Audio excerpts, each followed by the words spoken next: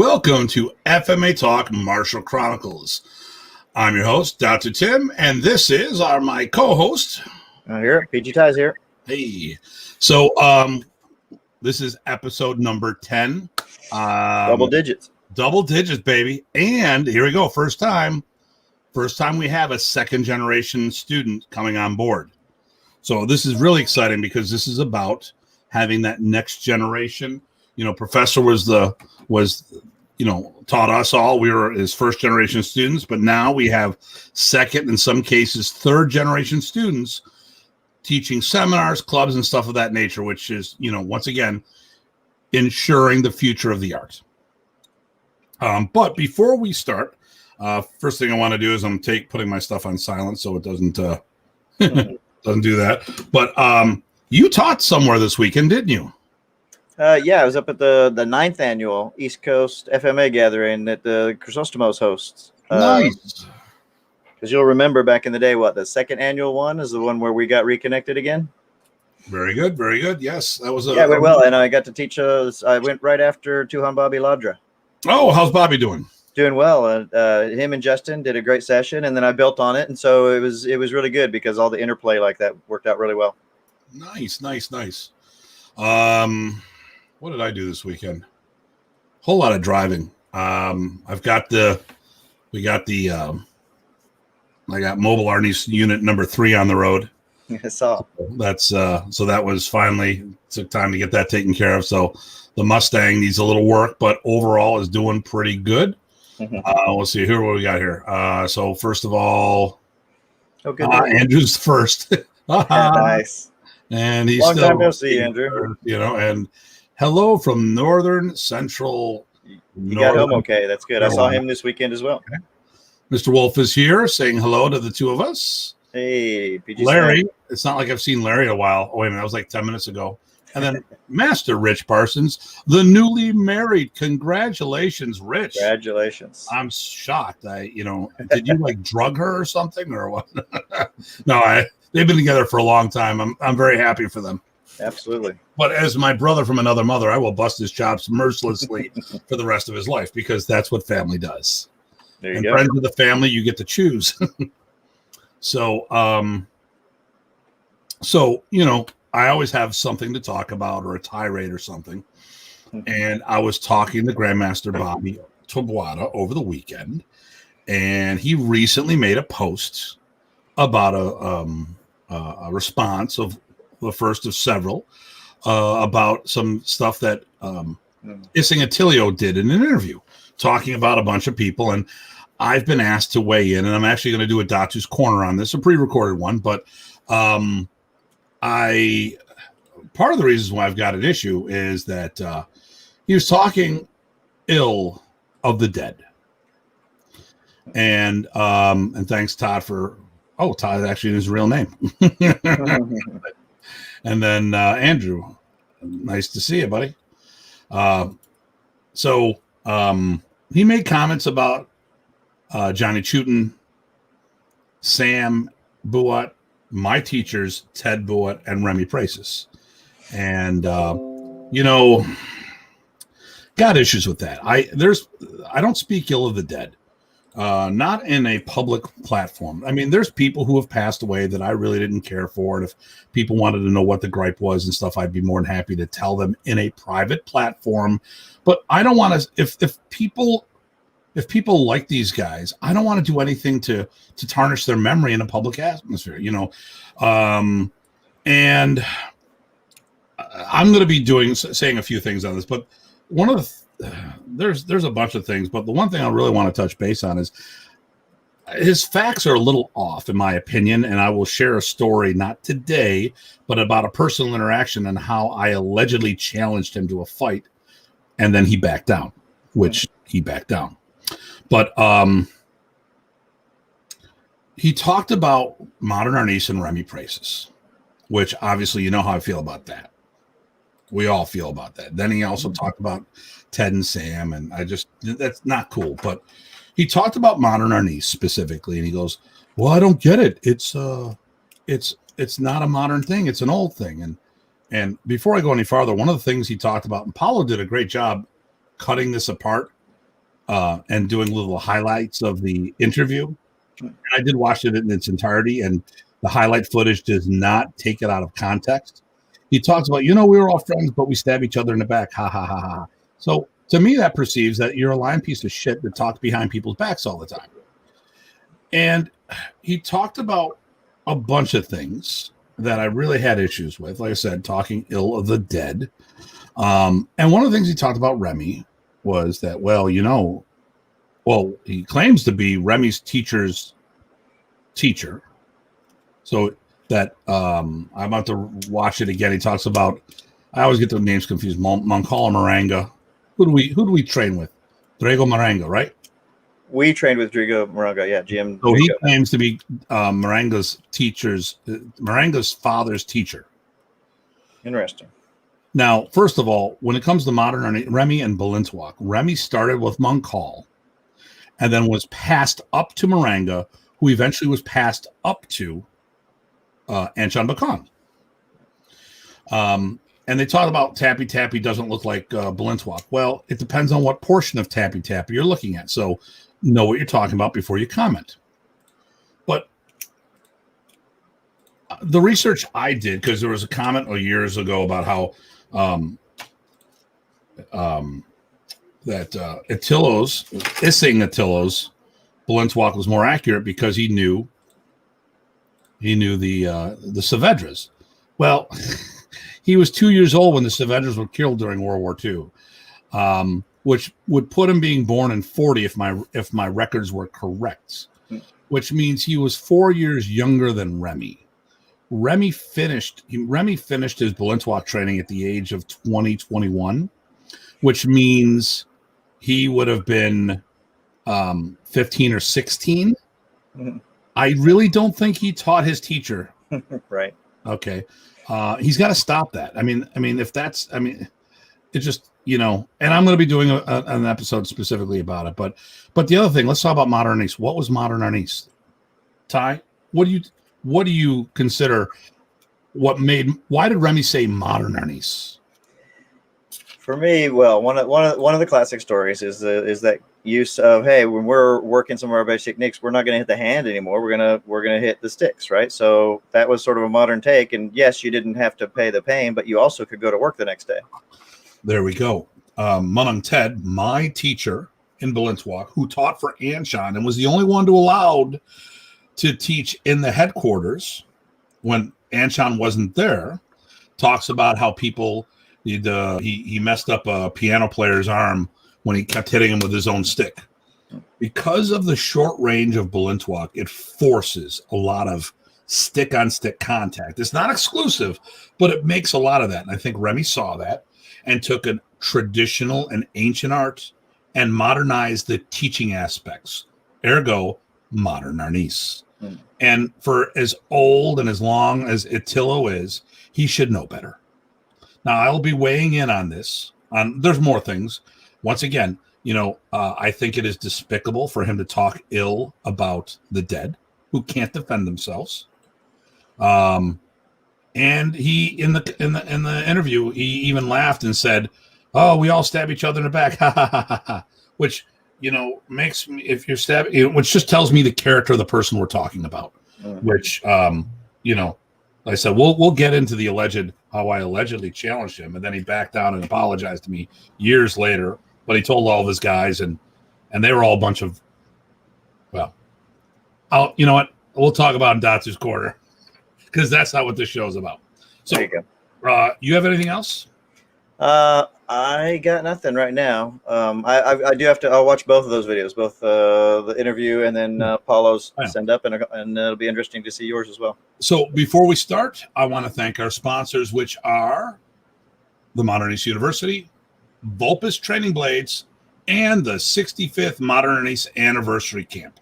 Excellent. So I want to thank them. If you're watching this, please give us a thumbs up, like, subscribe. Hit that notification button and feel free to share this wherever you feel is appropriate. So with no further ado, this episode is going to be there'll be the first of multiple episodes on Modern Arnis in Texas. And our special guest is Master Ed Kwan. We know him as Ed. He likes being addressed as Ed. I like being addressed as Tim, unless you're on the mat, and then I'm a little more formal. But even then, when it comes to the bill, it's Tim. And so here we go.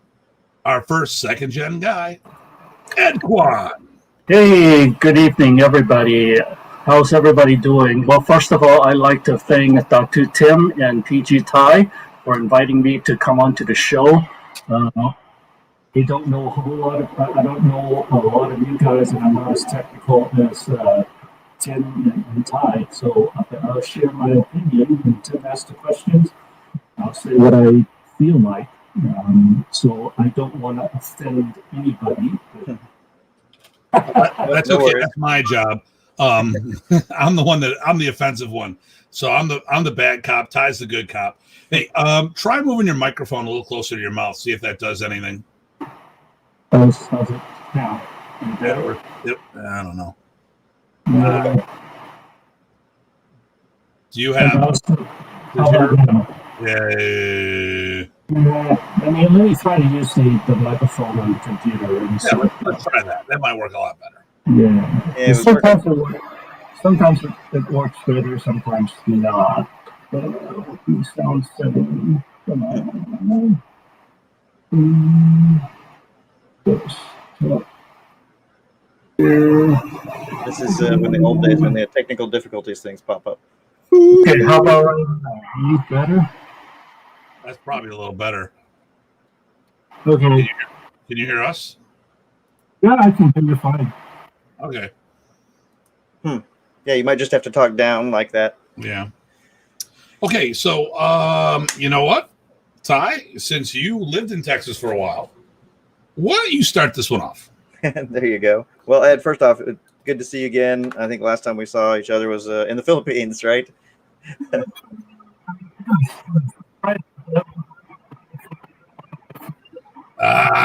More technical difficulty. Uh-oh. Yeah, couldn't hear any of that. Sorry.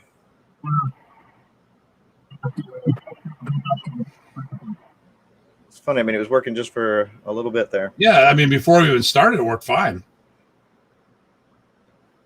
We've been hacked. All right.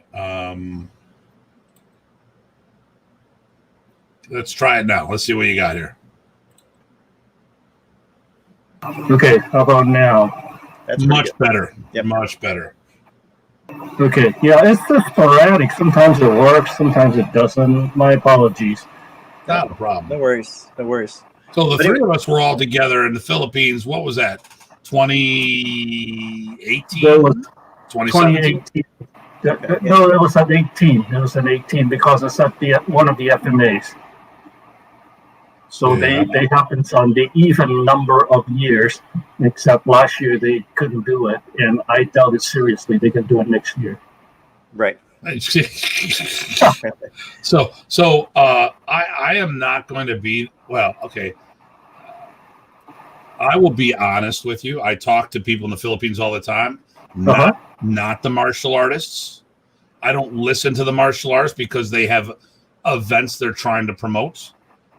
We're not thinking that it's going to open up until 2022, 2023.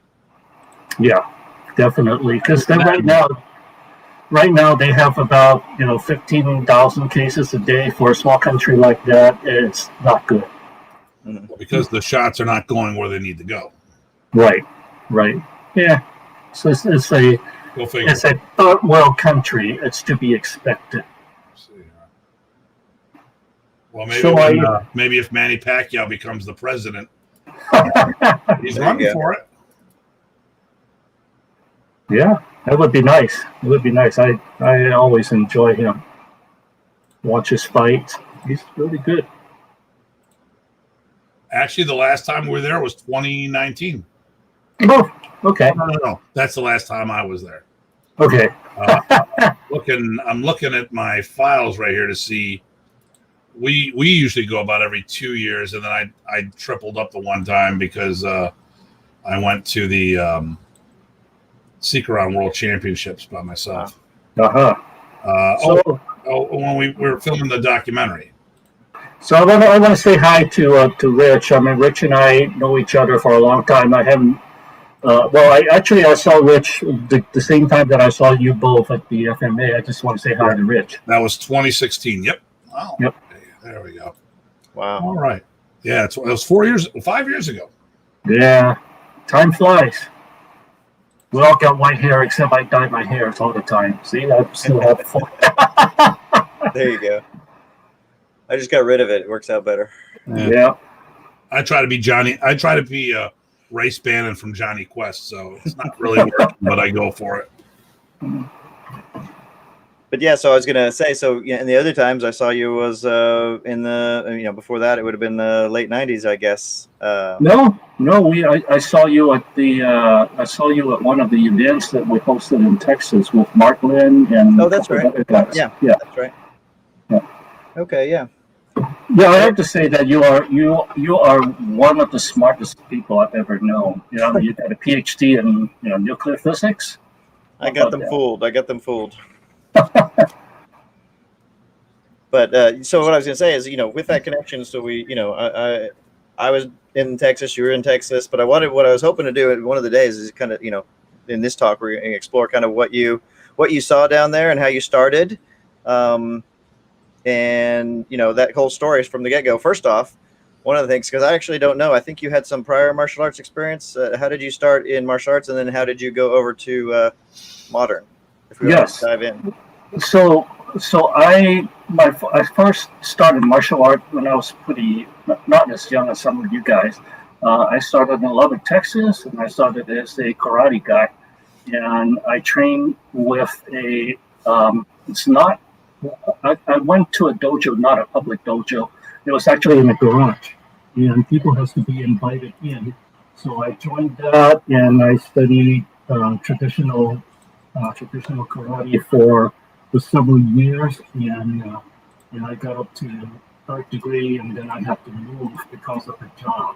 So then I moved to Texas, and when I was in Texas, I moved to Houston, and somebody introduced me to a seminar that was hosted by Al Gaza.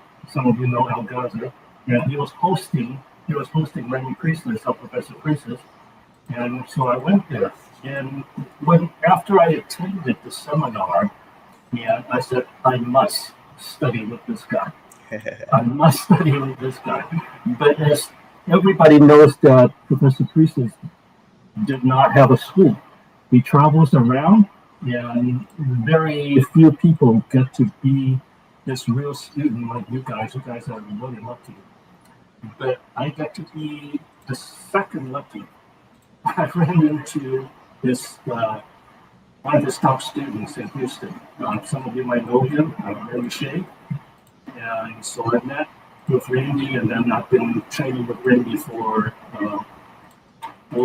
probably around 15 years. Again, Randy does not have a school either, so I trained privately with him.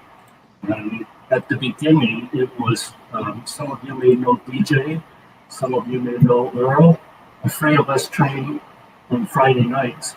And then after a while, it was just me. So I stick with Randy for 15 years, training one-on-one. You're garbling again there. I don't know. You might have to wiggle the jack, because I think you might have a dirty or a loose jack. Here, I'll just take this. I'm going to take this. How about now? You feeling better? Are you feeling better? No. Still garbling. Are you plugged in? No, it's a USB. Yeah, maybe try unplugging and replugging. I don't. Well, that's going to be a problem. I don't know which mark it is. Oh boy. And none of this helps, right? You can hear me for a little bit. It's not happening. How about now? Nah, it's weird how it was working before, and then it just. You know me, I'll blame Windows. Hey, stop it, Mr. Linux.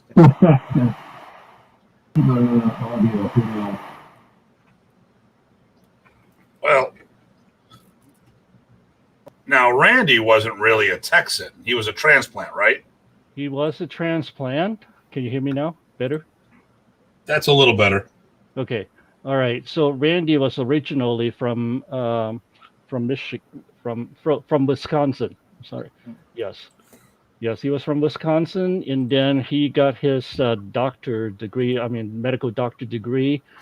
He was a cancer doctor, and so he got a job with MD Anderson, which is one of the best cancer place in the United States. So he was there for a long time, and then eventually went out on his own and be a financial planner kind of thing. So when I met him, he already left the medical field. Now, when was that approximately? Met him about 1996. Okay, so like the last few years. That's about when I met him. Yeah. Okay. Yeah. Yeah.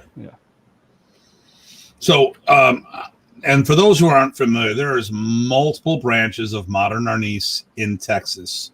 Modern Arnis was going long before Randy got there. Ending de Leon actually transplanted from the Philippines. He was like a third or fourth degree in 77 from the Philippines, I think. You had Ron Van Browning, who's a GM in his own right, was also one of Remy's black belts as well. Steve Selby, Mark came up underneath Hawk. I'm not sure if he became a modern black belt through Remy or not. I don't know. I think he did. I know at least one time we tested during the same testing period. Oh, great. Yeah. Yep. So, and in Texas, you can drive 8 hours and not even being close to the border. So that's right. So it's a large state. There's multiple sections. I know, and I think it was Steve Selby and Andy de Leon who started the camps going up in Dallas. Now you're down by Houston, is it? I'm in Houston, yes. So by car, how far is that? Houston and where about? Dallas. Dallas, about 4 hours. About 4 hours, yeah. It's Without pretty straightforward. Just go up 45, Highway 45, and then you run right into Dallas. And there's one of our cousins from the Philippines. Oh, great. Watching from Negran. Now, all right. How are things going there? That's it's one of Remy's nephews. Magandang tanghali. And he hangs out with Tito Berto all the time. Yep. So, and I got to reach out to him later on some things. There's some questions. Yeah. And if Tito Berto would like to be on the show, we'd love to have him. I think Playdell has seen us about half our shows, at least, maybe more. Yeah, he's got no taste. I wouldn't watch us that much. That's right. Well, at least we got Ed to help us out this time. So yeah. Right. So, did you get a black belt while Professor was still alive in Modern Arnis? Yes, I did. Okay. I actually had my first test after about 3 years, and I tested in front of professors, and actually he was saying that, hey, this guy, I'm not bragging for myself. This guy is doing okay, so I'm going to give him level 7 on my first test. So the second test was at the Michigan camp. That's where I got my black belt from the professor. It was in 1996. Okay. nice. And then subsequent ranks, I got it through the IMAF in the U.S., also in the camps, and up to Lacan Tatlo. And 4th, 5th, and 6th, I got it from the Philippines, from the IMAF in the Philippines. Okay. I enjoyed the testings. I mean, testing is always fun at the Michigan camp. It used to be the only test in the Michigan camps. or as far as I know. I mean, No. you guys may have Nope. other experience. Nope. They tested in camps. They tested in schools. Yep. They Oh, tested everywhere. Okay. Yeah. Well, Another reason why we do the show. I tested in Dallas, and then my people tested in Houston, the Houston camp. Okay. And also San Antonio or Austin. I always get those mixed up because they kind of bounce back and forth between there. Yeah. Okay. The problem is, While Professor was alive. yeah. Yeah. We're talking about RPC, Remy Praces certified. So the problem, and like this is where Texas was playing catch up. Ty and I have discussed this a whole bunch of times. Oh yeah. So there was the most recent area that was being developed. Where like Buffalo started in 81. Philadelphia right around the same time. Parts of Michigan in the 70s. So not everyone was familiar with all the protocols. And I remember Rich Parsons talked about a conversation he had with Jeff Delaney. And Jeff said, well, Remy didn't do promotions outside of camp. I'm like, yeah, I did. I've got video footage of it. I've got promotions done out of it. And, I co-hosted 3 camps in Buffalo. We did testing at all of them. Richard Roy's, there was testing at all the camps. So every camp, there was probably a test at every camp. Okay. And testing was not limited to just being at the camps. I think what happens is, people only know what they saw, right? But the professor, he was around everywhere, right? So, just because you didn't see him test at your little place doesn't mean that there's another test there. So I think it's easy to get confused. That's why we were doing these interviews, so we can see who saw what. Yeah. Yeah. Well, we talk about, I know I've seen Remy more than most. And every time I saw Remy, I got something new, which makes me wonder, what did I miss? And too much of this, well, I never saw a professor do that. Okay. Like you're a liar, where it's like, I'm like, I never saw a professor, show me more. Right. That was why that I had a little discussion with Mark Lynn the other day, and he happens to be in Houston, so we had a discussion.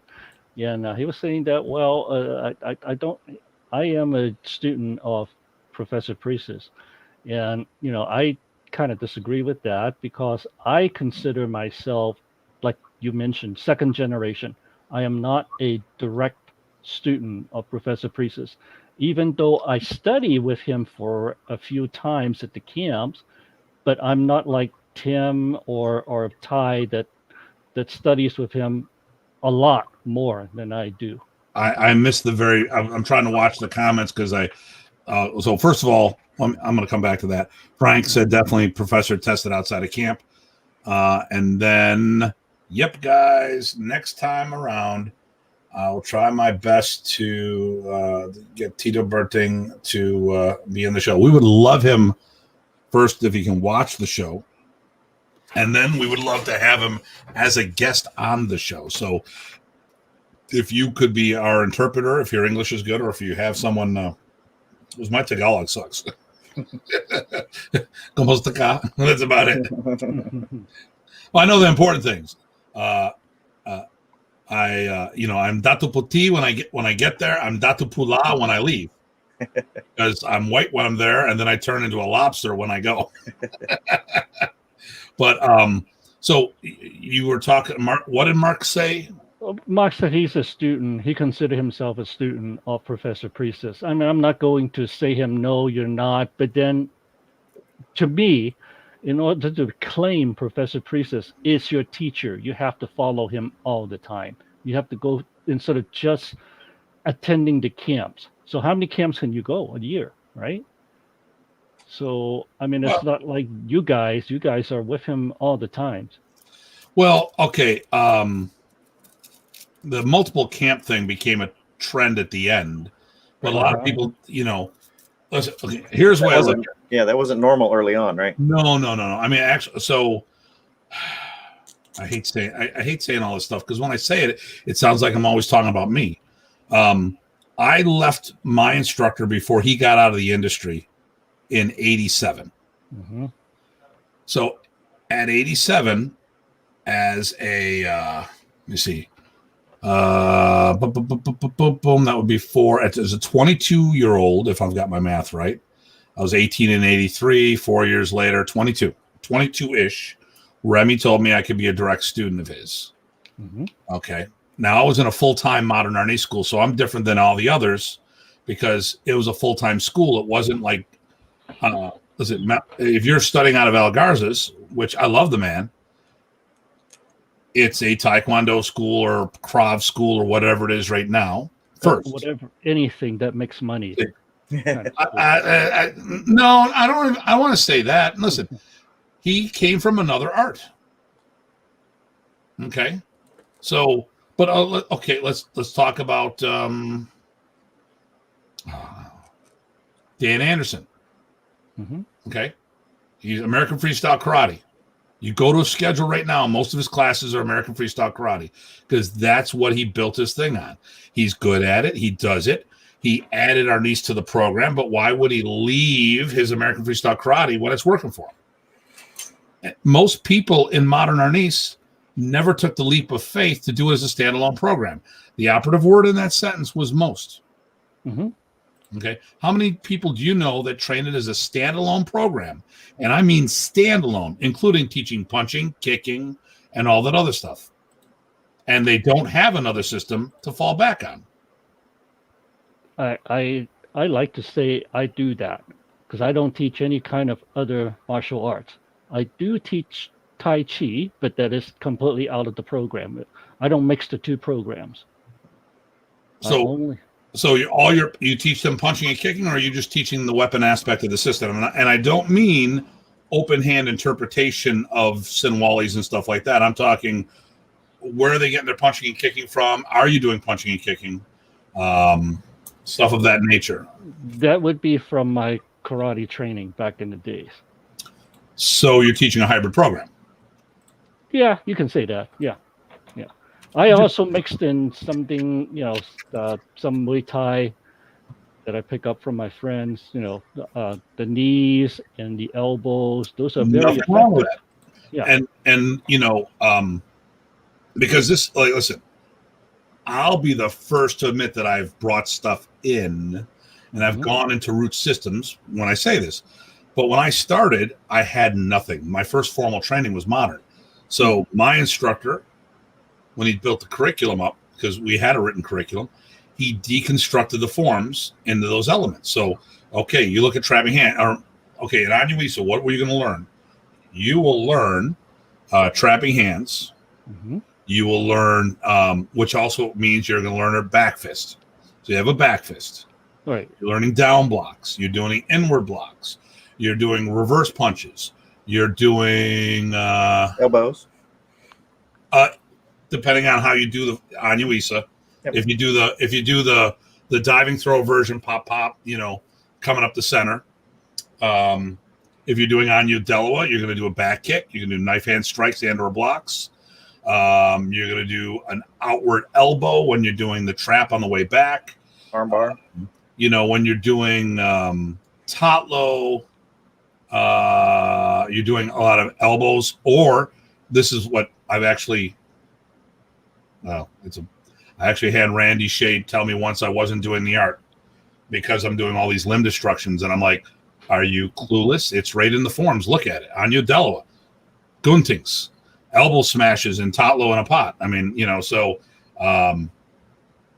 there's a few things, there. If you looked at the art, but most people in modern Arnis never took their FMA training wheels off because they had another system to fall back on if they got into trouble.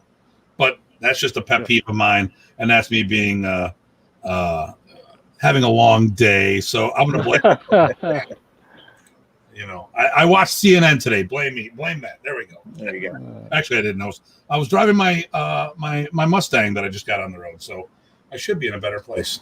But I mean, one of the other key ways to teach is, so you consider Randy your primary teacher in modern, right? So that's the other place you're coming from.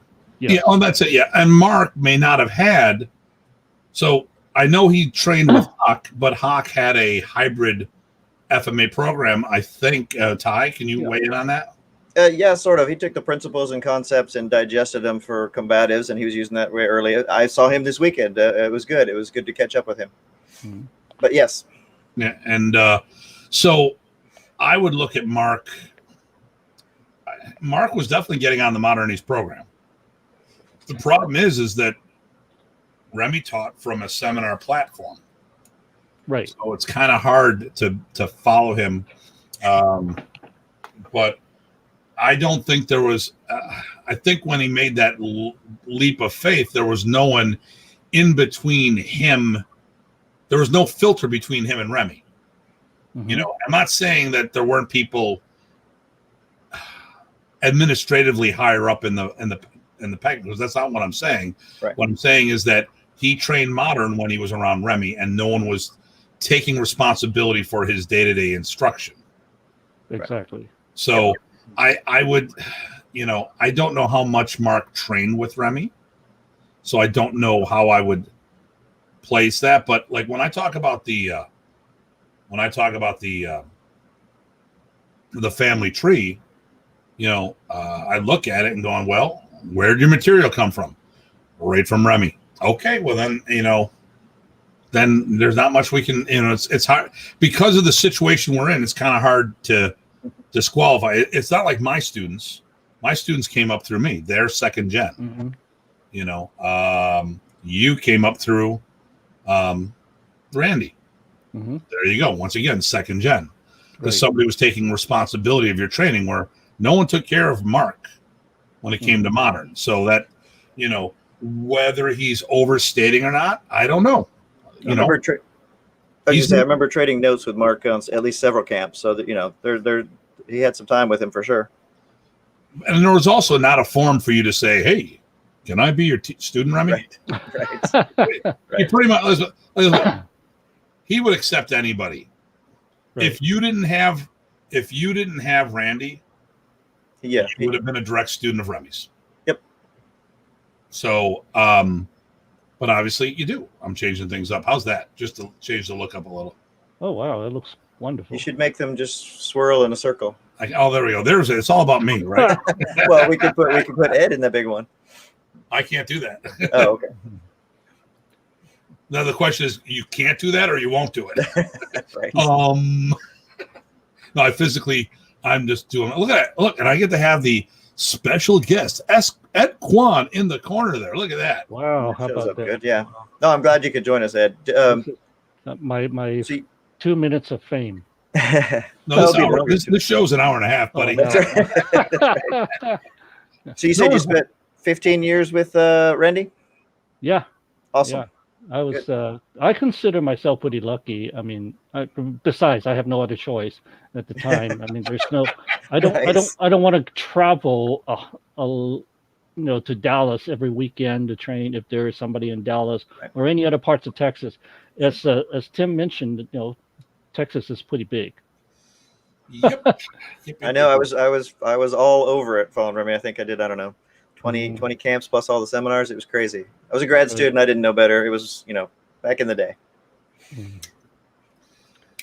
So what else? Oh yeah, go ahead. So you got you got your black belt in 96. Mm-hmm.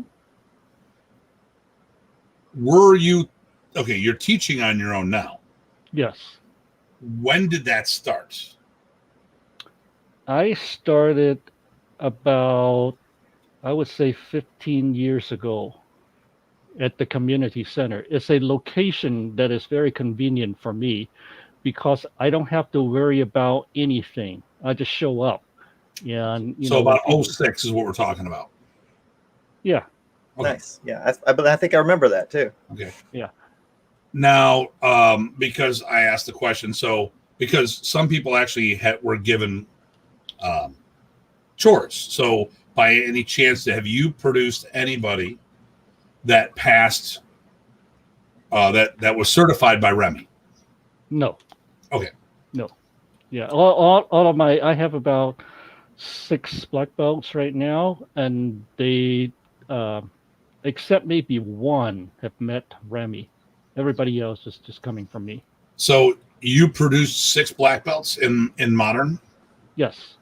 Now, my question is going to be: are they certified through an organization? And like, was this an IMAF thing where they tested an IMAF, or I know there's IMAFP? What organization, or is it your own certification? All of them except one is certified by me. Because I left the IMAF in the U.S. for a long time, and all of them are certified just by my organization, or not. I shouldn't say organization. I promoted them, except but one actually got her 3rd and 4th degree from IMAFP. You met her, Ashley. Ashley was promoted by the IMAFP. With your blessing? Yes. Okay. So you sponsored her for that promotion? Yes. Well, I don't know. I don't know why would I need to be sponsored if I tested with her. He tested in front of the instructors. Okay. In the Philippines. The two of you tested together? Yes. No, actually, she tested in front of it. My ranking was just an award. Okay. It's just saying that, I've been supporting them, doing the teaching. And you said she was a Diane Tatlo? She is Diane Apat now. Great. Okay. And is she still training? She is taking a break because she has some issues right now. Okay. She has to take a break. Yeah. Okay. But she has been training nonstop with me for over 15 years. When I started the class, she was one of the first students that signed up in my class. Nice. And obviously she was in the Philippines with you on her last trip in 2016. Yes. Yeah, she's been with me at the Philippines for 2 times. Okay. One. There's a picture where she's beating me with a stick on one of those. Yeah, she's awesome. I mean, she can do so much outside of martial arts. She does the guns competition. Right. She's a I tried messaging her the other day, but I got no response from her. Just we were talking about doing when you and I were talking before the show. It reminded me that she and I talked about she was doing paracord wristbands, and one style I really liked that I'm supposed to get back to her and give her a size, and then send her money and stuff. And so I thought, oh geez, hey, how you doing? Haven't heard anything back, so I'm assuming she's kind of like radio silence on social media at the moment. Or she doesn't like it. She's very busy. She's a very busy woman. She just do a lot of competitions, and I don't want to say too much about her. It's not right to talk about other people when she's not around. Yep. You're an honorable man. Well, thank you. Try to be anyway. Yep. Now you can only try, right? Yep. No, but that's good. I remember when you started up and when she was, all on board and you guys were going gangbusters, and it's good to have someone like that when you start up because then you can really build off of them. Yeah, she takes care of my website, and I essentially get. Good deal. I don't have to spend any time on it. Speaking of which, did I get your contact information? On Facebook, but other than that, I can. No, I mean, did you send me the stuff that we wanted on the to list on the show? Oops, I may not.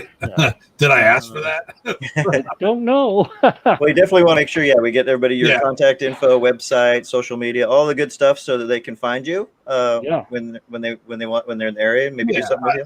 So what we do is in the description, we've got a contact information for Ty and myself, and we do the same thing. We do for the same thing when they give us the information. Of course, if they don't give us the information, that's on them.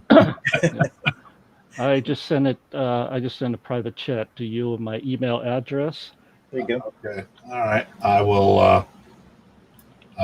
Okay. Well, I don't know if that's going to work right now with what we've got to do, but I will do what I can. Yep. Actually, it'd be better if you sent a Facebook Messenger, because once this show goes down, all of that goes away. Right. I would do that. And then I can put it all down there, and because I can't edit the YouTube video while we're watching the YouTube video. Yeah. Right. I'll send it after. I'll send it after. Yeah, at least I don't think I can. I've never tried that. So. I took a screenshot just in case. Okay, very good. Yeah, so good deal. So where you're still teaching out of the community center now? Yep. Okay. I'm probably the oldest guy that teaching over there.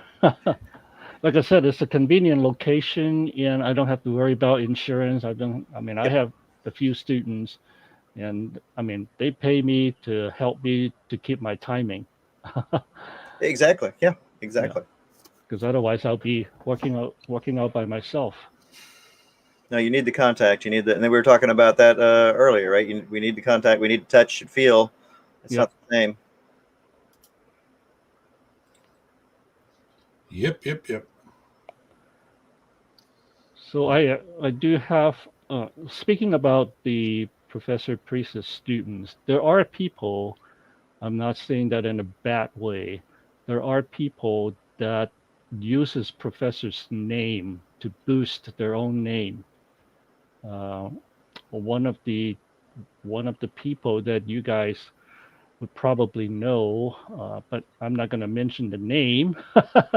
I was supposed to do a seminar with this gentleman long time ago, and he decided to put Professor Priest's name as his instructor, whereas I would state that I'm not. I am a student of Randy Shea. So there are people like that,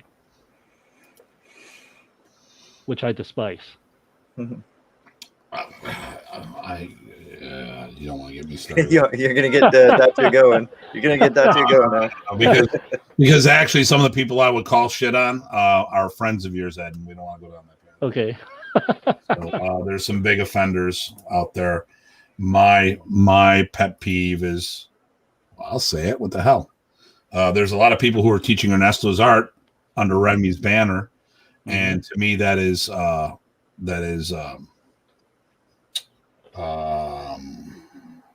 that's misrepresenting two things. You're not paying respect to the person who created the material, and you're making the name off of somebody else's ability or teaching. So, if you're doing Remy's art, then do Remy's art. If you're doing Ernesto's art, call it by what it is. But, Remy didn't create a bunch of things that Ernesto did. Now, we know who created Arnis, Remy Praces. Mm-hmm. The brothers were too young to be part of the creation process, but that didn't mean that they didn't contribute to the evolution of the art as they grew up. Mm-hmm. And eventually, their expressions became unique enough to be their own thing. Mm-hmm. But when you're, and I know at one time, all three brothers used modern Arnis. Mm-hmm. But we're far beyond that, and people know better, and they're trading off on Ernesto's teaching and calling it Remy's art. And, there's I just find that classless. Mm-hmm. And, listen, you can take a Ferrari and put Lamborghini decals all over it. It's still a Ferrari. It doesn't change. And I think that's just unethical to say the least. For anybody who rides motorcycle, I think I got a pretty good analogy. So, Harley Davidson makes bikes. Then they have a different brand of bikes that is Buells, right? They're on the same chassis but different, and built and extended in a different way for racing and different purposes. So, if you're doing the Buell stuff, you wouldn't claim I'm Harley Davidson through and through. You would say, hey, I'm doing Buell, and then all of that is understood. There we go. The last time I was in the Philippines, which is 2 years ago, they were talking about uniting Kamputan and modern Arnis. Bambit was heading that direction.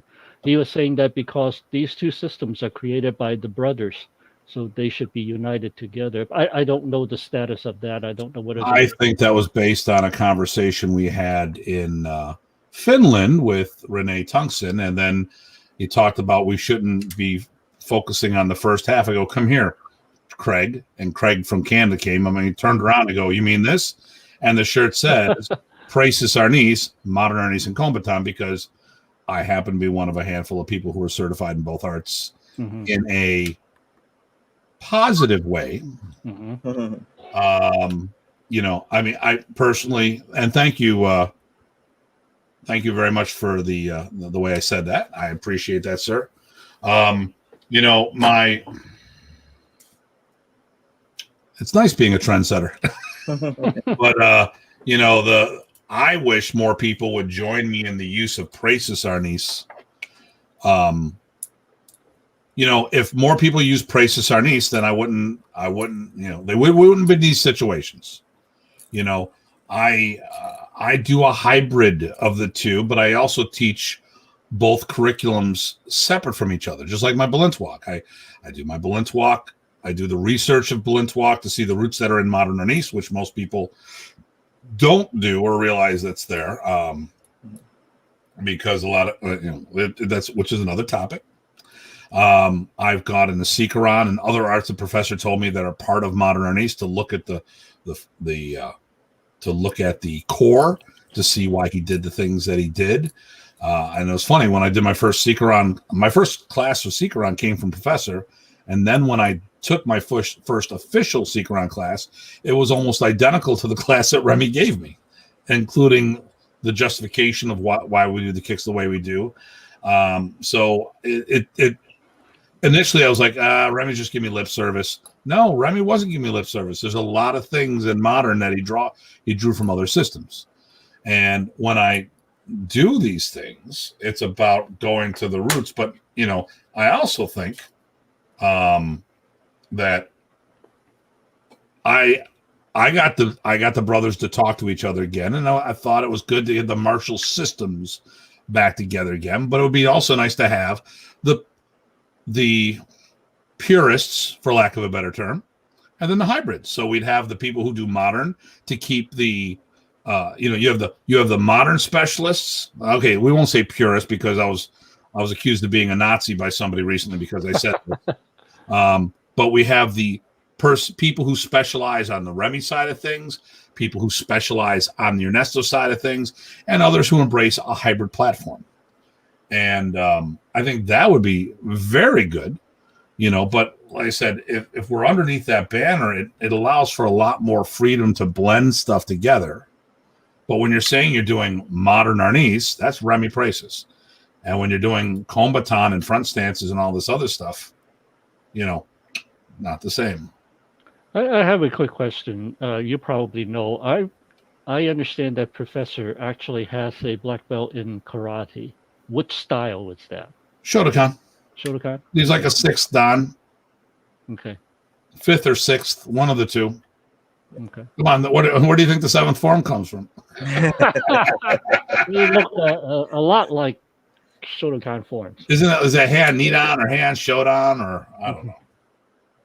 Dude, I tell you what, oh my God. So we did a camp in 89 in Buffalo. That was it was a winter camp. It may have been the first winter camp ever. We're not sure. So Dr. Jeff Leader is my first black belt that I produced for Remy.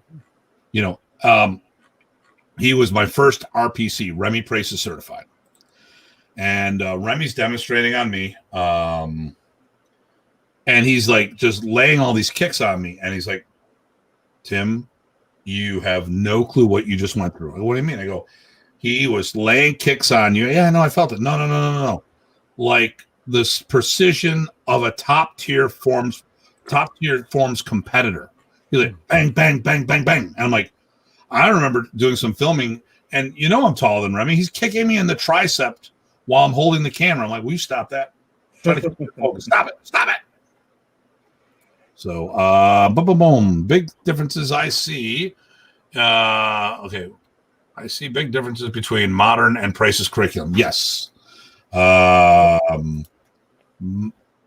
and modern is streamlined. Praesis is, once again, embracing the family and doing extensions and stuff like that. Well, we'll talk about it. We actually did a show on that. So, but yeah, I was going to say, so but as far as getting back to Ed here, Ed, you're pure modern, right? Mm-hmm. Is what you? Well, when you say pure modern, Well, I don't mean pure as in a purist's sake, but I mean as far as the Praesis family contributions, right? You're down on the modern side of things, correct. right? So I'm gonna lock up, guys, because I'm at my club as usual. So I can still hear you guys. we can get all of the jabs in here, but I wanted to get back to you, because this is about you and your experiences with Texas, Arnis, and also I wanted to get into some how you do things, what your favorites are, those kind of good stuff, all the normal stuff that we like to hear, because that gives us all insight, and we revel in that stuff. But so you're down Remy's path of things, and I'm wondering, as you're carrying that torch forward for your group, what is kind of the guiding principles or concepts or focus as you teach, and what's your philosophy of spreading his art? Well, I focus on the basics, the basic strikes. Excellent. Even though as simple as 1 through 12 striking, right? And there are different ways of striking, the different range of striking. The thing that I love best is to teach basics. There's not a whole lot of complicated techniques that I teach. Not that I don't know them. It's kind of pointless to always show complicated techniques because they would never get it. You have to know where that complicated techniques is coming from. Right? It's always come from the basic. You combine the basic moves to form more complicated moves. One of the best things that I like to teach, one of the things that not best, I'm sorry. Oh, everybody has to understand I'm Chinese. English is not my first language. I hope you understand me well. It's not my first language either. Sometimes is what people accuse me of. No worries. Go on. So my favorite techniques is to teaching the 1-2 drills, or sometimes it's known as the empty hand tappy tappies, for multiple reasons. One is it teaches you the reactions, teaches you the angling, and you don't carry a weapon all the time. And so empty hand is my favorite. And I like it as a drill because you don't teach individual techniques, which is why I hate it. I think you went through the same at the beginning. You went through the same curriculum. For example, the first couple of the left on right tappy tappies, right? Everybody do a left hand punyo entry and then do a block backhand. I mean, if you just teach that technique, it's meaningless. It's a pattern, and you don't learn anything. I went through a little bit of deeper teaching through Randy. Say, we break it down. The first move, how do you take advantage of the first move? On your first punyo entry, the first left hand punyo entry, as an example, that is a setup for an abanico, right? And then you don't wait for the guy to tap your punyo entry. You immediately attack with your left hand, right? So not, I don't run into people that go into that type of teaching. So I therefore like to teach basic drills like that. And I also make up something similar to the empty hand tappy tappy, the 1-2 drills. I don't know what names you use. And so the 1-2 drill is another good example of going with the flows. You teach people how to move. You teach people how to block, right? And then I made up a new 1-2 drill, which included a couple of more angles, because the 1-2 drill is basically number 1 angle and number 2 angles. And I did the low left hand and the low right hand. I incorporated that. And so those are the things that I like to teach and I enjoy teaching. And I also like to teach things in the flow format. For example, backward throw, the come along. How do you flow from one lock into another? It goes back to only learn the techniques individually. It's not very effective. You need to learn how to adapt into flowing from one technique to another, because you don't expect to use one technique and control the guy, right? He's going to fight back, and you have to learn how to read his body movement, how to read the direction of the force coming back to you. So I seldom teach. Well, I break down the flow, right? So first you learn one one technique, then you introduce the next techniques. You do it multiple times, and then you combine the two together. And then you also want to show them how to get out of these locks, the reversal of these locks. So I like that. That's refreshing, right? People working on the basic building blocks of things, right? So you've got words and letters and sounds, and then you make your conversation flow from that, right? You put the words together and you respond to the words they give you, and now you're having a conversation that flows with the opportunities given at the time. That's a great build up. So that's refreshing to hear. I believe the same thing as well. So good deal. Yeah. And I also do not like to teach knives. Because Professor said he wants to get away from the dark side of the art. And therefore, coming up the rank, I was never taught a whole lot of knife techniques. I pick up knife techniques from my friends in Houston. He studied with SIAC, so I pick up some drills from the SIAC guys. I don't know if you see the curriculums from the IMAF US. They have couple of the knife drills, which is, how do I say it politely? Pitiful. But anyway, so I don't like to teach knives, but everybody wants to learn about the knife. Knife is very dangerous, as you all know. If you use a gun, you might miss because you're shooting from a distance. If you use a knife, you're so close.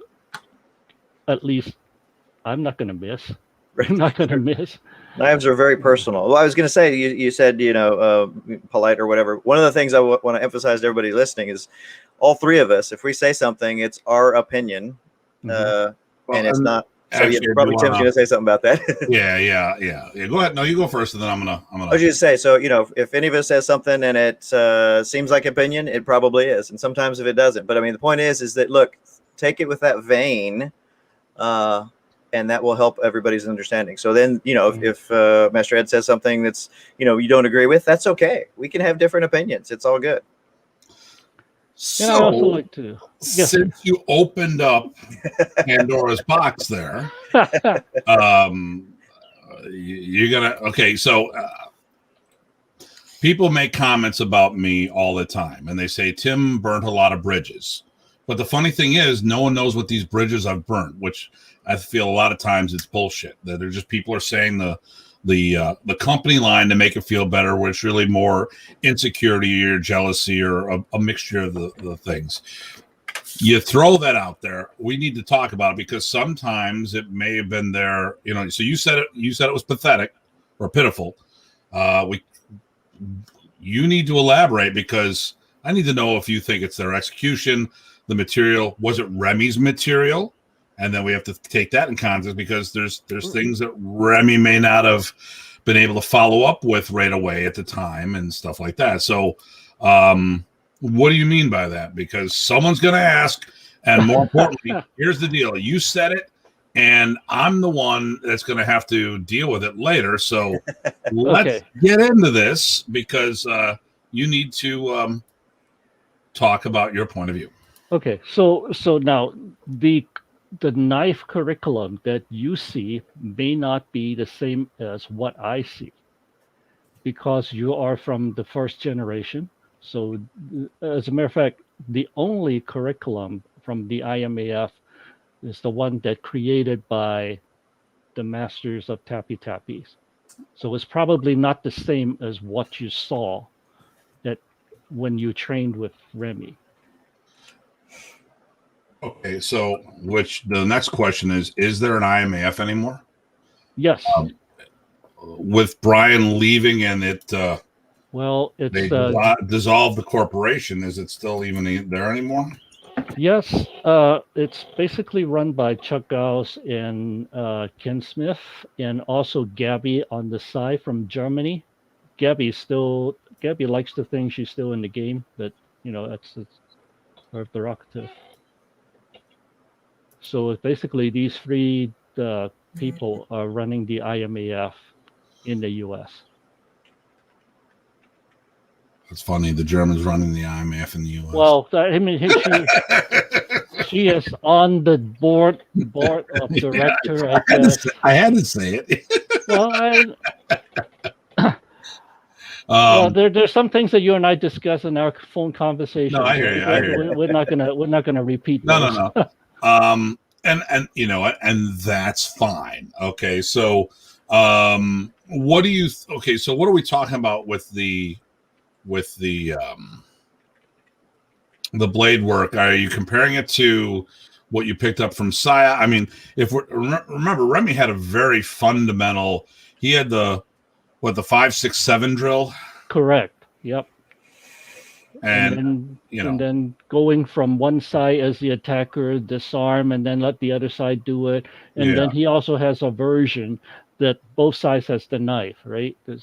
Both sides have the knife, and I mean, personally, I've always felt that was very fundamental, elementary in my opinion, and that was professors doing. So,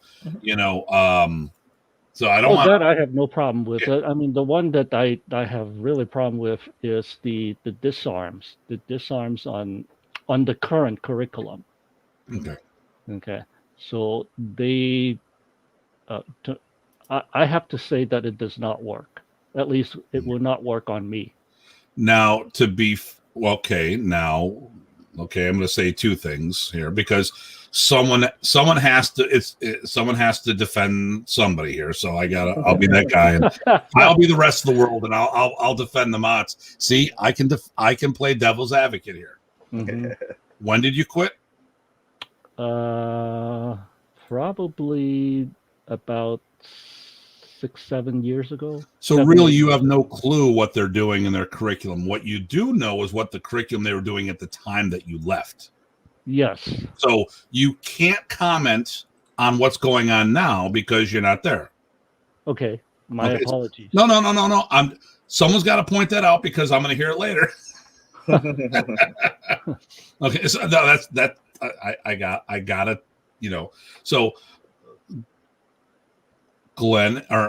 Ed is talking about his experience up until the time that he left the IMF. So anything that happened, any development afterwards, we don't know what that is. So to be fair, we have to be fair there. There was something else I was going to say. All right. So, that's pretty much the core of it right there. Well, I was going to jump on that too. So one of the things that I always tell myself, if there's something I see that I don't like, I always try to remember, wait a second. And this works really well for videos, right? You don't necessarily know what the context was, right? And, when I'm watching a video and I don't like something, I got to remember the context, maybe what the issues are, or as far as the lessons. Sometimes we use very, very basic things to teach different lessons, right? Or to open the doors for the next lesson or to familiarize. So, but I don't know what their drills were doing. It's good for everyone to remember that, though. That's all. Here's the other thing. Okay, thank you, Ty. Once again, I'm playing devil's advocate here. Sure. All right. What was the core concept of what Remy tried to teach? You're asking me or asking? Yeah, sure. I mean, think about what was Modern Arnis' mission statement when it comes to teaching material? Who was the consumer? What was the purpose, the general purpose? It's from what I understand is number one is to spread the arts. And then number two is to make sure everybody learn the material without getting hurt. Okay. What was the tactical mission statement? I don't know. Okay. So at the lower levels, Remy took Filipino concepts, fighting concepts, and applied them to self-defense. Mm-hmm. if you look, he didn't develop stick fighters. You know, now it didn't mean that some of us didn't fall into that category. Could have fallen into that category, and actually, I don't think most did because they didn't fight. They just did tappy. They did drills. They probably didn't interact in the open FMA industry because they didn't do that. And Jeremy nailed it, by the way. Self-defense is exactly it. Exactly. So Except he spelled it wrong. Canadians. Damn Canadian. Sorry, Jeremy. Well, I hang out with the Defense Lab guys. They do the same thing. Yeah. But okay. When you look at a lot of Remy's techniques, the same thing comes up to people. People say, well, that wouldn't work on me. Well, you're missing the point. So what percentage of people do martial arts? Rhetorical. I'm going to answer that. Less than 1%, but we're going to round up to 1%. So then we're going to say how many people do Filipino martial arts from there. 1% of that. Don't worry about it. I already got the math. That's 1 in 10,000 people do Filipino martial arts. So when you make a comment saying it's not going to work on you, is that really a fair statement? Because you're 1 in 10,000. You're not the 9,999 out there. So would it work against, I mean, most of Remy's stuff at the core base of this was geared to be against untrained opponents. Mm-hmm. And as you evolved, I would say your post-black belt development is when you're learning how to do this against trained opponents, which are unrealistic. It's a fantasy world, but those opponents will sharpen your skill set. If we're doing this, okay, remember, there's martial art, there's martial sport, there's martial combat. If we're talking realistic combat, it's not two people stick fighting. That's bullshit. Okay. But the attributes you build from that can be applied to all sorts of platforms because it's about the attributes. So when you sit there and say that the material wouldn't work on you, well, I don't give a damn if it works on you because I'm not going to fight you. You're going to get in a pose. I'm like, who'd you train? Oh, Ed, it's you. Come on, let's get a drink. But really, I mean, you know, we got to think, and this is I think a fatal flaw in our industry as martial artists.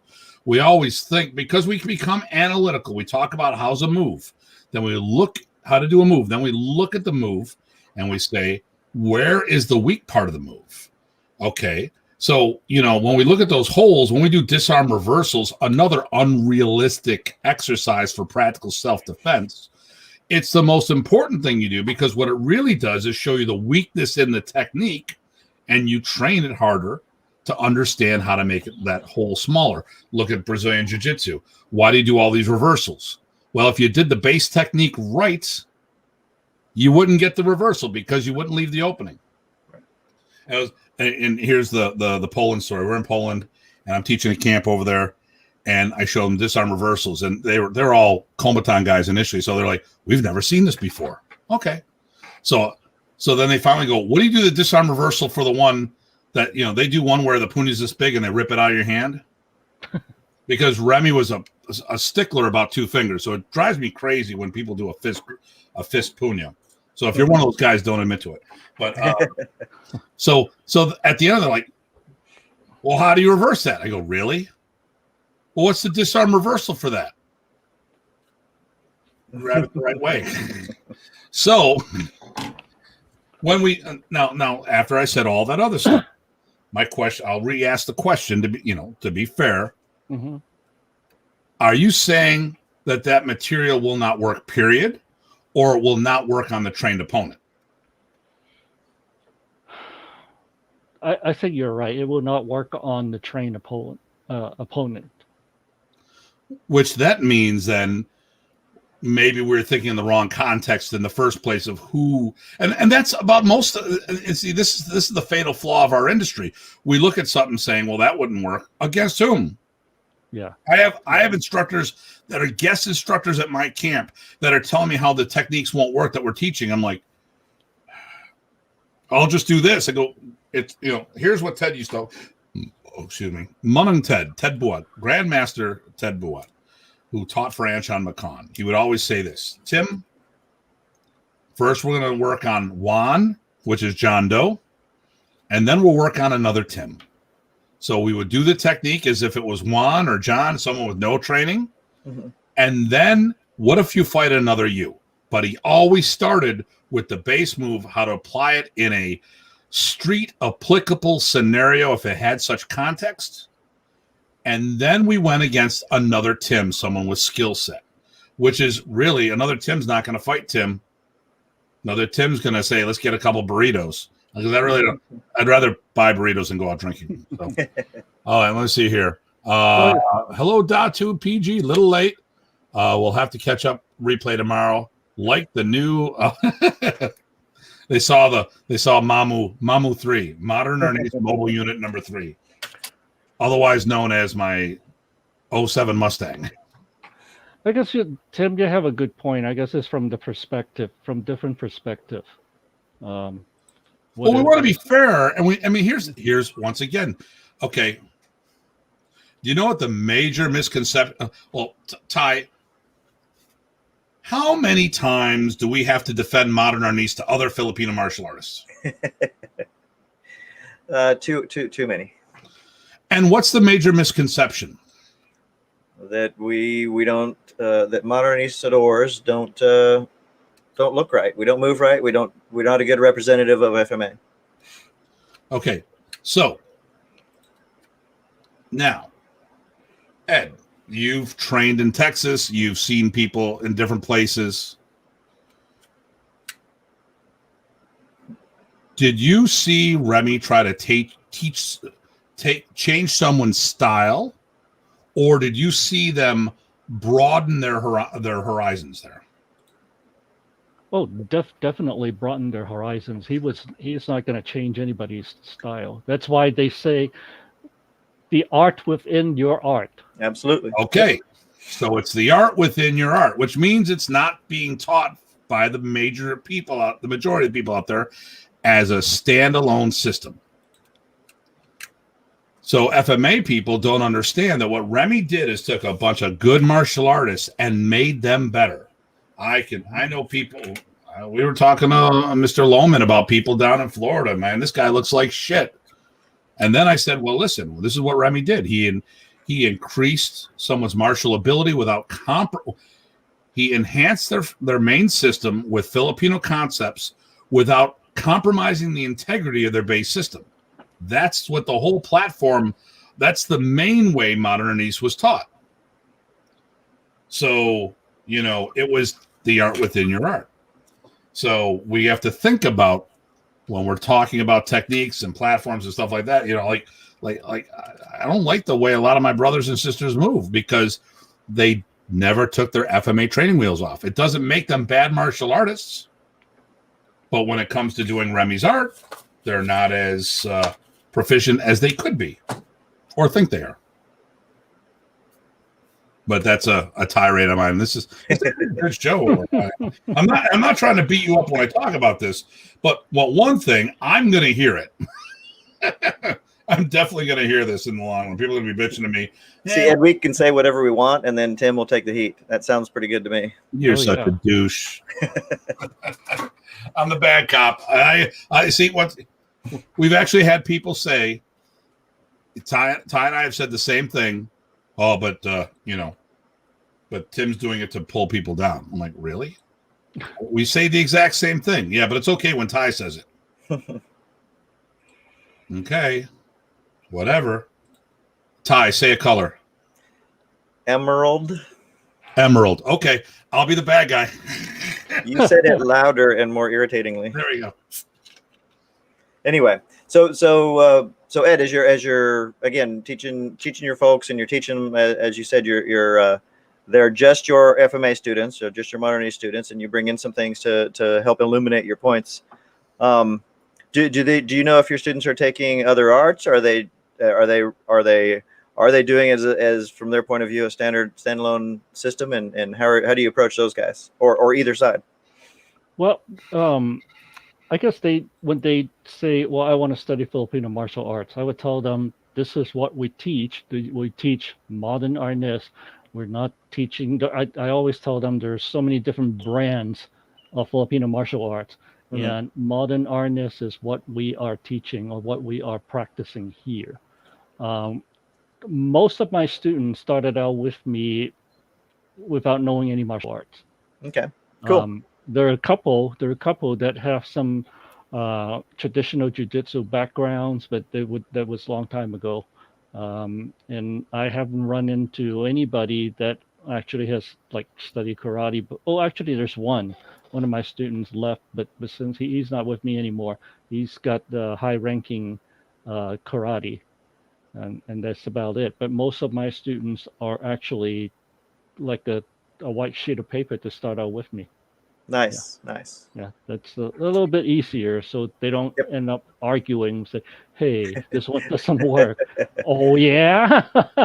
Well, Oh, and kudos to you for that, because if you're teaching people with blank slates, that's the only art they're going to carry on if they carry on. So right, that's a bonus for all of us. right. Although I do, I'm sorry, Tim. I know Oh you're no, trying no, to no! I say. was going to say we need more and more people doing that, because what I, doesn't matter what organization we're in, everyone needs each other if we want the art to continue. If you're only worried about yourself, then no one cares. It doesn't matter. But if we want the art to see another generation or two or more, we all need to pull together one way or another, and just we don't have to work together, but we need more people out there doing the work.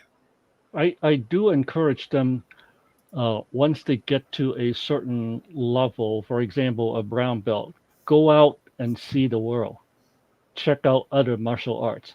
Mhm. And I also want them to check out other Filipino martial arts instructors. Maybe, maybe they're better instructors than me in their surrounding areas. And because I do this as a hobby, I don't make a living using modern arnis. So I encourage people to, find their best instructors, find their best arts, but try not to study 2 or 3 martial arts, different styles at the same times. They get confused. That's difficult. Yes. Yeah. Well, I think I'm going to suggest that not. Yes, you say you do it as a hobby, but I also think it would be fair to say that you do it also because you love it. Oh yes, absolutely, absolutely. Absolutely. Good. I think that's important to get out there, right? We're all passionate for this art. We love the gift that Remy gave us, either directly or through our teachers, and you got it from both. Right. So, you talked about what he liked teaching the best. Did you talk about what he didn't like teaching the best, which is not a bad thing? Just said, what's your least favorite thing to go over? Yeah, but either good or bad, it's part of the arts. You have to teach it. Well, I wasn't there, so I mean, because I was locking up. What was yours? No, I don't think we got there that okay. far. We just talked about what some of what he liked and what his philosophies were. Okay. So yeah, are there parts of the art that you kind of de-emphasize, or well, you did say some things, right? You don't overemphasize the advanced stuff. Right. But is there a particular, kind of an obvious drill? I know you said you really like the I call it empty hand tappy tappy. I know some people call it 1-2 drill. And then, of course, all the inserts off of that. I presume that you play with that and use it as a context, which is great. But are there anything like that are, core to, some of the things that every modernist person every modernist person would probably have seen that you kind of don't enjoy teaching as much? And also, why would you say that? Because sometimes maybe it's because you can teach them better at a different thing, or maybe it's because they overemphasize it. I'm curious of your thoughts. Well, I don't like to teach techniques after techniques without stringing them together. Okay.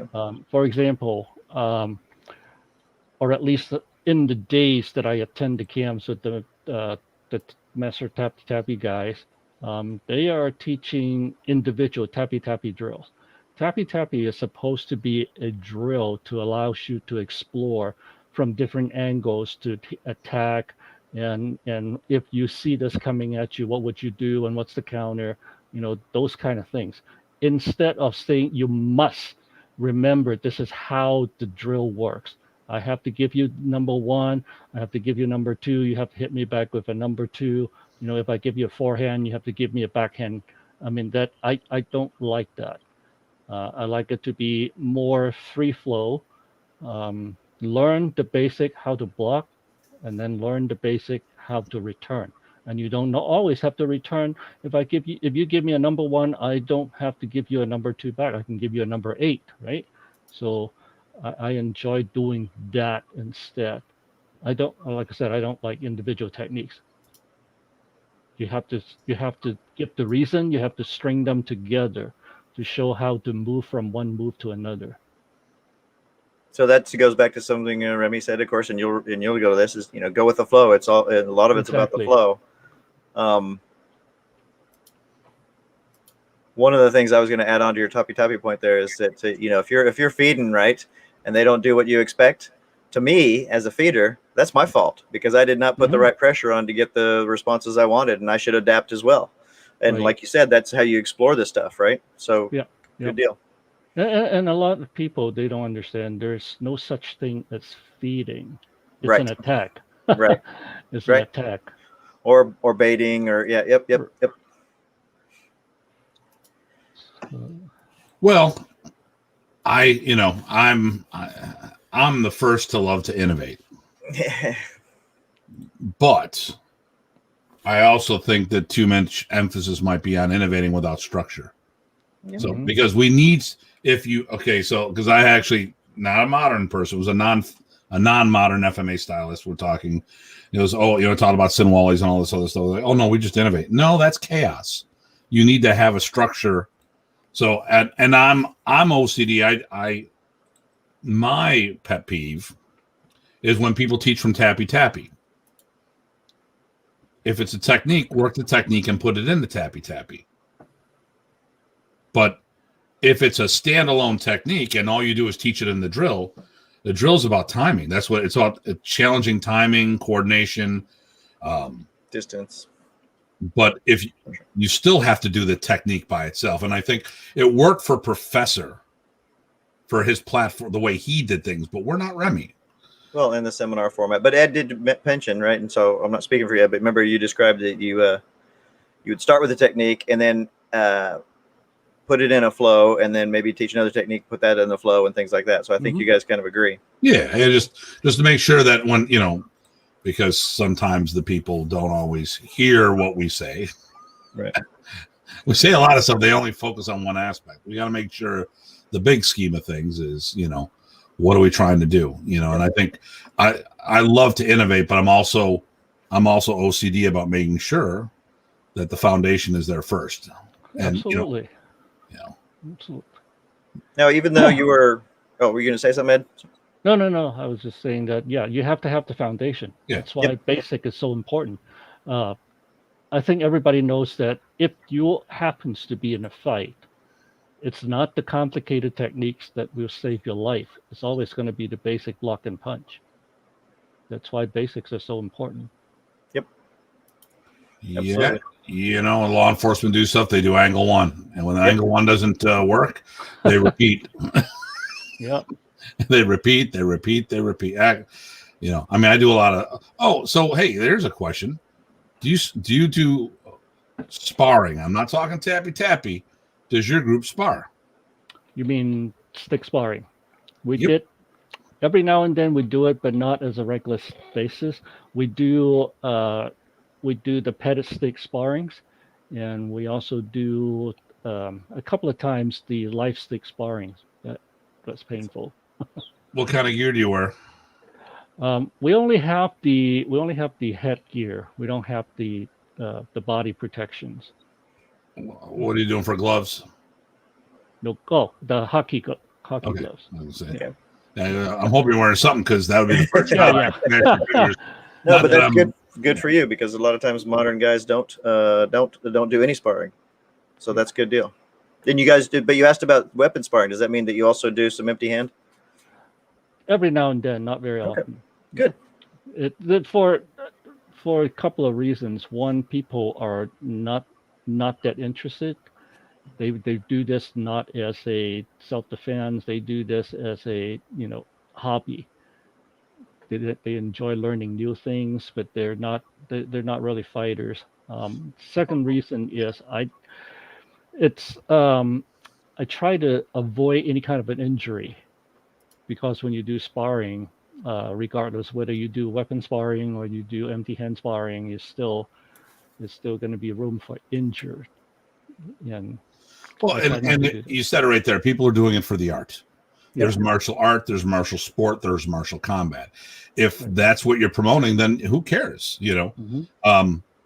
If you're promoting self-defense, then you have to have some form of Right. platform for resistance training, and sparring is one methodology for that.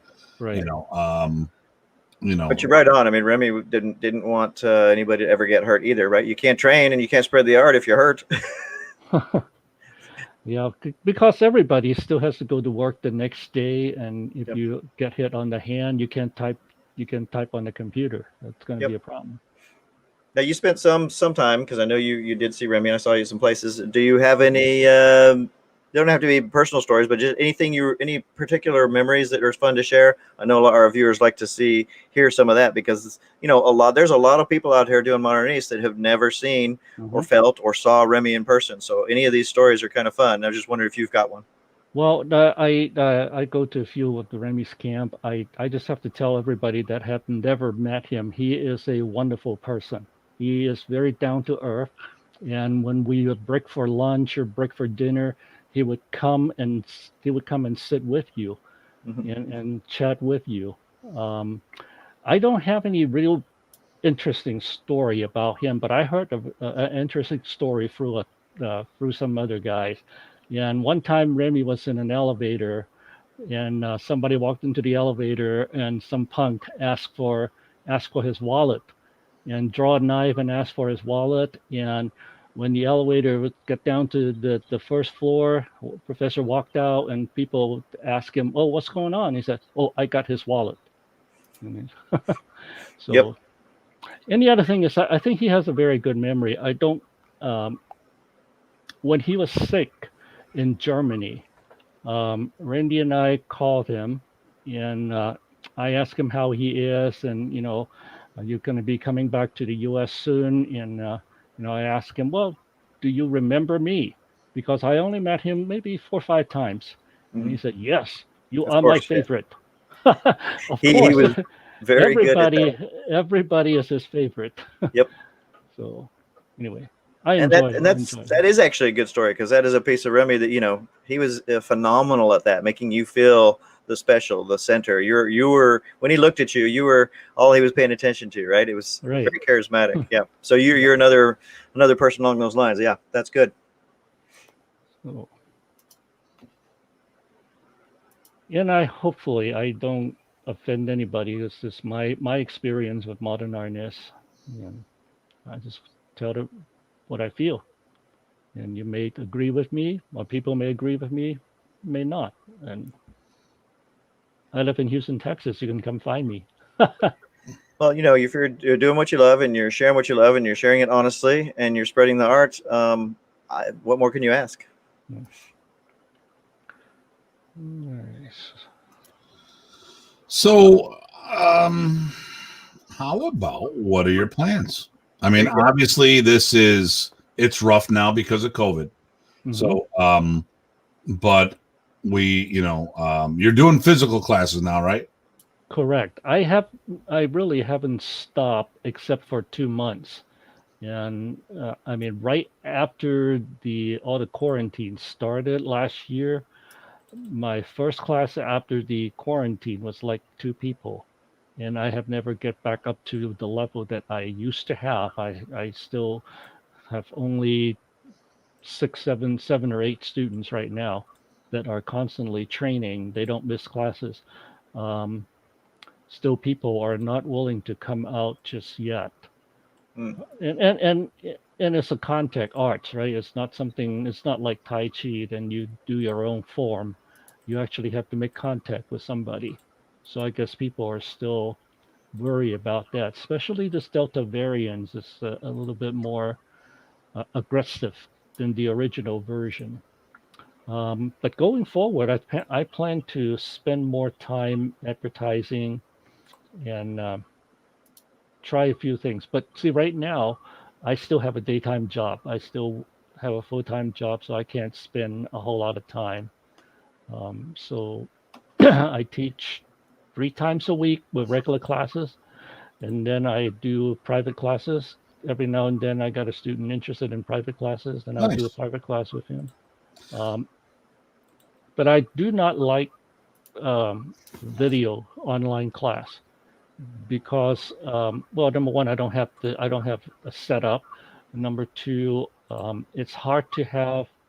Even I have a partner teaching, then the students also need to have a partner for him or her, right? So you can't just say, "Oh, I'm gonna look at this and understand what you're doing." You have to practice.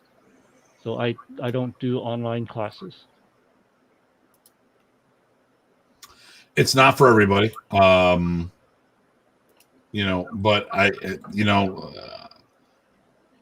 I as much as I enjoy being with people physically, we didn't miss a beat when we shut down. We've got like 70 students that I have to maintain. Wow. And now when I'm doing my seminars, I did a seminar on Saturday, and I had 2 people in the school, but I had 14 people online. Wow. It's nice. From Austria, Sweden, third world countries like Kentucky. Sorry, Todd, had to say it. I was looking forward to go to Brian's camp in about 2 weeks, but I have to cancel just because 2 of my technical seminars canceled physical, and if I just and it doesn't make sense to me to go to a martial art training but not going to a technical training, so I have to cancel that trip. Yeah, I was looking forward to meet some of the old friends at Brian's camp. I think people are still having trouble traveling, and I think there's a few people, they can't get around as much as they want to get around for sure. Right. I don't think Dieter can come in just yet. Dieter was. It's official that he's not coming. Well, I'm sorry. I just got no, my bad. I got an unofficial back channel comment that he won't be there. Okay. Yeah. I knew he wasn't going to come over. It makes sense. Yeah, it's. It just yeah. Let me see here. 2 weeks after my class started in Kickboxing Academy, I had to go online. Those students stuck out and learned a lot. It's tough. There's no question about it. But it's something's better than nothing. Yes, absolutely. But some people don't have the ability to. Like what helped with me. Actually, when I first started, it was rough because I was the only person, so I did a lot of drills in the air. Right. Now, because what I'm doing with my hybrid seminars, since New York is pretty much, we're doing very well with everything, and we don't have this. We don't have the same restrictions, and what I'll do is when I'm doing my class, I'll have someone here physically with me to demonstrate, and that makes a huge difference. But I get it when it's a big challenge, and not everyone has the vision.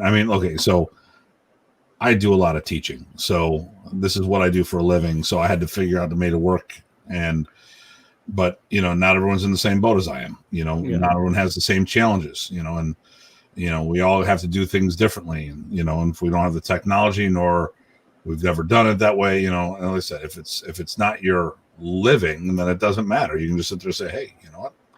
And if this wasn't my living, I probably would have been like, yeah, whatever. I would have got back to it when the time comes, but I have a professional school. I have no choice in the matter. Are you going up to see Brian? Next question. Okay, never mind. Wasn't invited. I'll be there. It'll be interesting. It'll be fun there. I want to see some people there, so that'll be good. Yeah, I was really looking forward to see Roland. Roland's supposed to be there. Yes. Yep. That'll be good. Yeah. Roland's good people. He is. very, very humble and very, very knowledgeable. Have you kept in touch with him, or did you know him from before, or is that something that you developed a friendship after Professor passed? Or Oh, I know him from before. okay, Yeah. that's what I thought. Yeah. Yeah, I went up to what was this? Virginia, right? He used to live in He's in North Carolina. North Carolina. Yeah, I went to his house and I had dinner with him up there, met his kids and met his wife, and Oh, good. Yeah. Yeah, he's good people. yeah, he came down to Houston a few times. He used to have a sister-in-law that lives in Houston, so whenever he comes down, then we'll go to have that. We'll go to have dim sum, and we'll go to have chicken wings, because he knows I like chicken wings. So we always go grab a beer and have chicken wings, and then I'll take him over to some of the dim sum places. There you go. That's why you got to come to Buffalo in May for the 65th anniversary event. I was gonna say you're definitely invited there for sure. So When's that? May 20th through 22nd, if I'm not mistaken. Next year, right? Yeah. 65th anniversary of Remy's art. Yeah. Please let me know the itinerary and stuff like that. I definitely want to be there. Well, I'll tell you right now, for those who are watching, it is the official camp dates are the 20th through the 22nd. And if you go to pracesarnis.com, we actually have more and more things going up. Schedule will be going up shortly. We have on the Modern Arnis side, we've got Tye Botting, Chad Doolin, Craig Mason, Rich Parsons, and myself. And hopefully Bruce Chutnick, probably Remy's first American student. And then on the Combatant side, because we're promoting the whole family, we've got Grandmasters Rick Manglanong, Shelley Millsbog, and Oliver Garducci. So, and who know? Oh, and we have Michael and May Williams too. So, we've got a lot of cool people. It's a 3-day event, and we're right tight-knit suburb of Buffalo, New York. So, for those who like chicken wings, this is where they came from. And it's all about the art and the family art, especially modern, but all of the pieces. So is it fair to say, I mean, I think anybody who's interested in Arnis should feel welcome to check it out. I think that's an accurate statement. I mean, we are an inclusive group. I would just say this, and in the past, people have come to be knuckleheads at some of my events. If you're there to be part of a productive event, come on out. If not, well, then stay home. But Christy, hey, from California, Christy. Oh, nice, very good. Yeah, she was also in the seminar, so that's what she's talking about. Christy, man, they're good people. And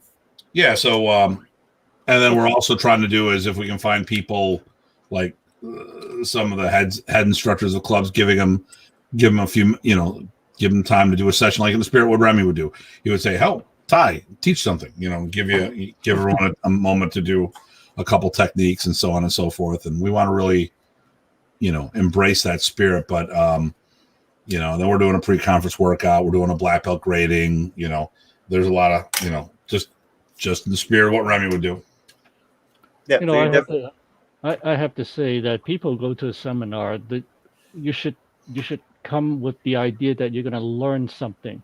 Even if you disagree with the teacher, you still should be following what the teacher is teaching, not trying to teach everybody else your techniques. Otherwise, you'll be wasting your money, right? You didn't learn anything new. Sounds like some of the people I know I'm talking about. Well, it happens all the time. Yep. There's a lot of people like that. Say, "Hey, you're doing it wrong." So, well, you could be. You could be, in all fairness, And you can even learn from a wrong thing. Yeah. Learn something.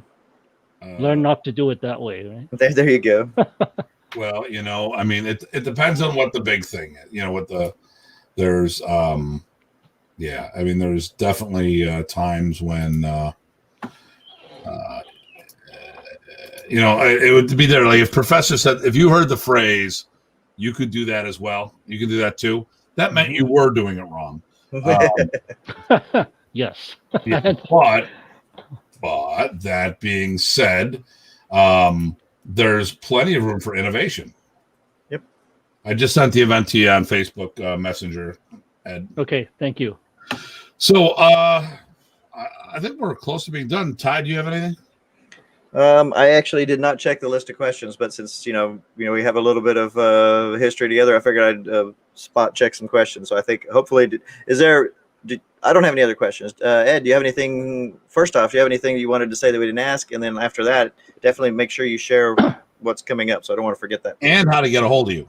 Yep. Yes, yeah, I'll send it to you guys. And No, but even on the show, let everyone know what your Yep. What's your website? Oh yeah, it's my website is clearlakemodernarnis.com is one word. clearlakemodernarnis.com.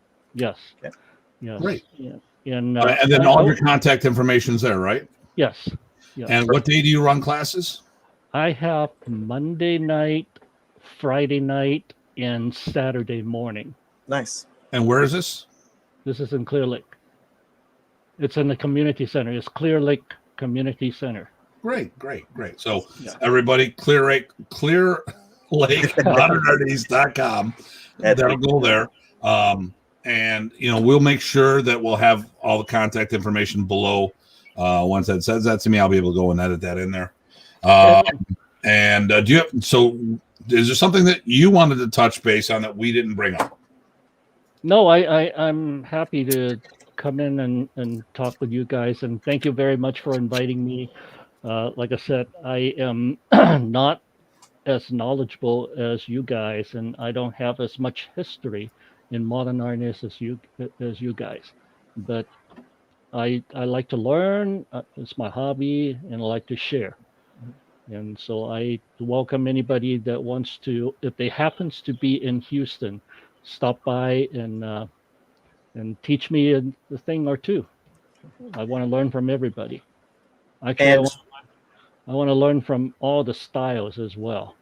Well, it's fair to say, I think, don't sell yourself too short, right? You've got a piece of it as well. Yeah. We all saw different things, and I think that's important to remind. So yeah, it's a great attitude, Ed. I just didn't want you to. I mean, if they're in the area, they should train with you, see what your piece is, and since you have the open mind about learning other things, that could be a great exchange. So they should do that. Yeah, and as a note, if anyone, since we're talking about Texas, if any of the Texans are watching, remember we do have a camp coming up in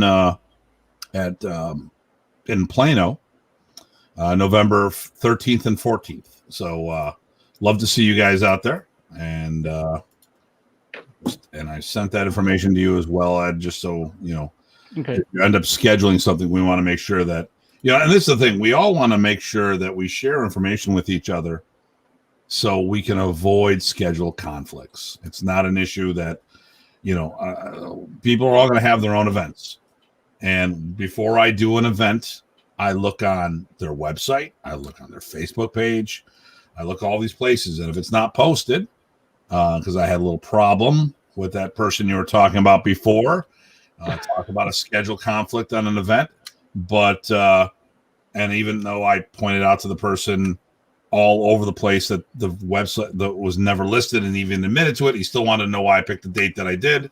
It's like, that's the only weekend I had free, and the Texans picked it. And what am I supposed to do? I'm not the great Kretzkin. I can't read your mind. Well, I mean, the idea is that the more people train our stuff, the more better it is for everybody. And you can't do that if you don't do that kind of thing, right? But it's not only the idea that the students can make lots of things. I don't know about you guys. Ed had a great point there too, that he's still learning too. I'm still learning. We like to attend things as well, so it's good to make that coordination. Now, Ed, so along those same lines, we've mentioned our Texas camp in November. Do you have anything coming up that you want people to know about? No, I don't have anything. Thank you. Okay, but watch your website then, I guess. And do you also announce your things on social media anywhere? Yeah, if I have an event, yeah. Okay. And do you have a Facebook page for your club? Yes. There we go. There's another one, yeah. So yeah. Clear Lake Modern East on Facebook. Yep. Excellent. Good deal. All right. Well, we're gonna wrap up. So just hold on. I'm gonna take you off screen for a moment, and then we'll just do our little post-show wrap up. But thanks for coming on. Really appreciate it. And double digits, baby. Episode 10. Huge success.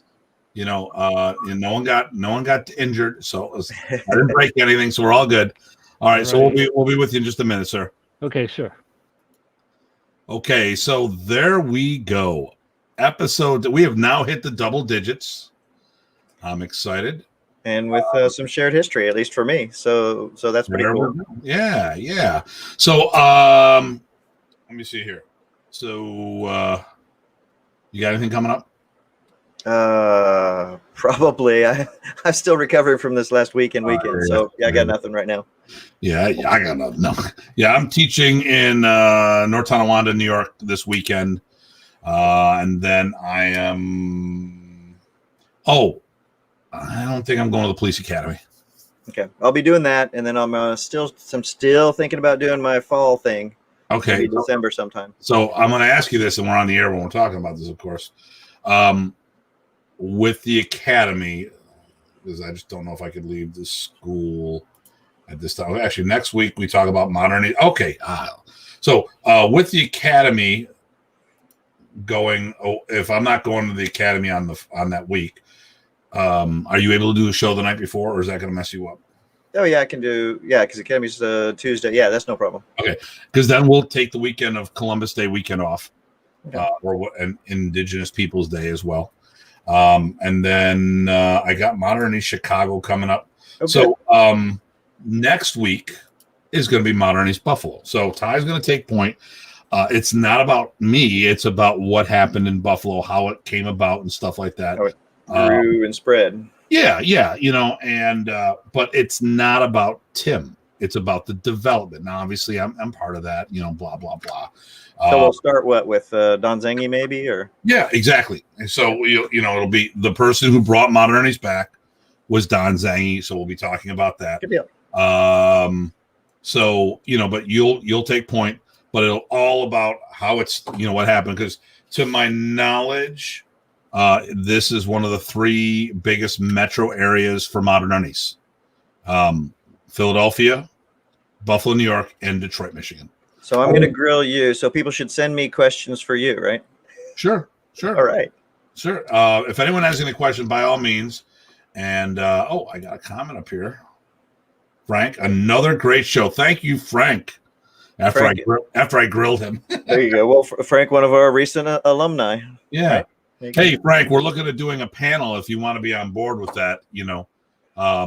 Maybe like having 6 or 8 of us doing the show. Let us know. So Lauren said he's in. Awesome. So there's 3 of us. Let's see if we get like 6 of it. You know what would be really good for the show? Can we make it look like Brady Bunch? We could. Yeah, maybe. But you know who would be really good for the show? Besides Eric? There you go, Eric. All right, good deal. Eric, we know you're listening. You're stalking us, so you got to get on the show. Okay.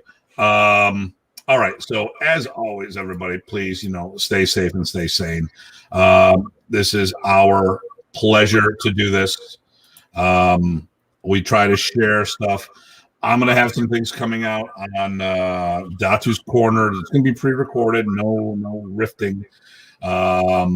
I want to talk about some things, and I want to just keep it away from this show. This show is, we want to be about modern Arnis, and it's our opinion.